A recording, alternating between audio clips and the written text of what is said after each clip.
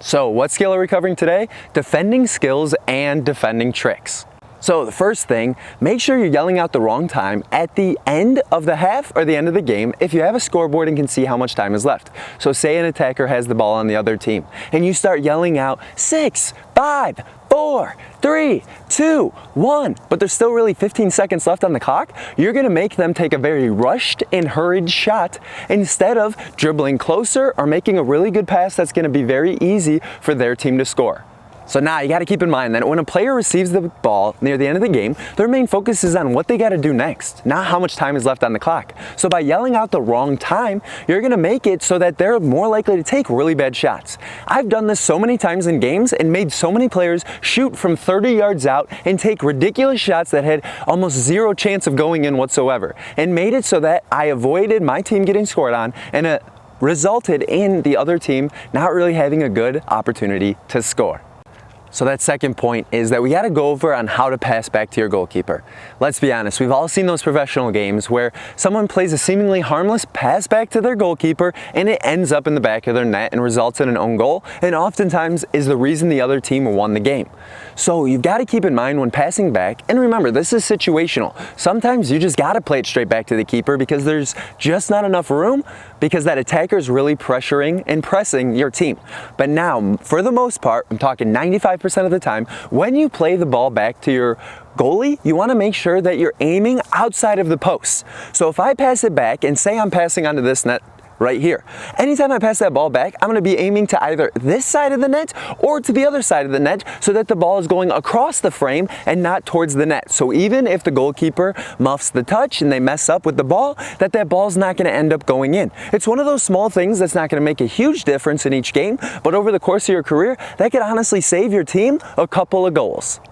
So now that third tip that's super important is to be okay with being nutmegged. Most soccer players think that being nutmegged is almost the biggest thing, almost as big as scoring, when in reality, being nutmegged is maybe a 50-50 chance on whether they'll get the ball back or not. So if that attacker tries to nutmeg you, that's fine. Make sure you have your legs a little bit wider open because really it's just a 50-50 chance.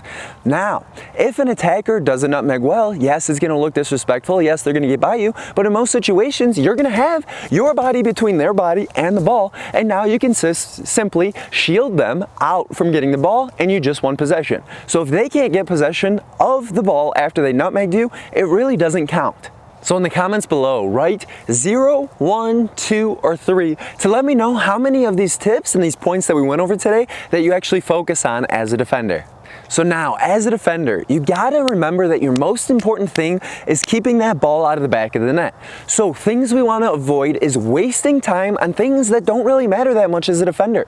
Sure, you wanna dazzle people with your foot skills, but beating someone like a forward or an attacker while you're on the back line is going to make it way easier for them to score if they get the ball. So it's unnecessary. If you're under a ton of pressure, it's okay with just booting the ball up the field. You live to fight another day. And also, it's okay if you don't end up on the stat sheet with a goal or an assist, because ultimately your goal is to make sure that the other team cannot score any goals against your team. That's what you're there to do as a defender. Soccer Defending today on Amazon.com using the link in the description below. So that pro tip that you've been waiting around for is that when defending as an attacker, you got to remember that there's probably about 2 attackers and there's going to be probably about 4 defenders. Sure, it might change a little bit, but there's normally going to be more defenders than attackers. So it's going to be very easy for them to just pass the ball around you at will for the most part.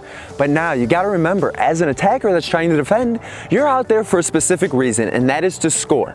If you can score, that is what you're quote unquote paid to do as an attacker, as a striker, as a forward. So don't waste a bunch of time early in the game and a bunch of energy trying to chase the ball and allow the other team, those defenders, to tire you out. You don't want to do that. Instead, you want to, and if you communicate this to a bunch of your teammates so they know exactly what you're doing, you want to spend most of your defensive time attacking and covering and defending that defender on the other team that is the worst. So as soon as that defender gets the ball, and especially if their back is turned to the direction that they need to go on the field, that's when you need to pounce. That's when you need to jump on them. That's when it's a cue for your teammates to also cover a bunch of players so that it's way harder for them to get out of pressure, and it makes it way easier for you, an attacker, to be able to steal that ball.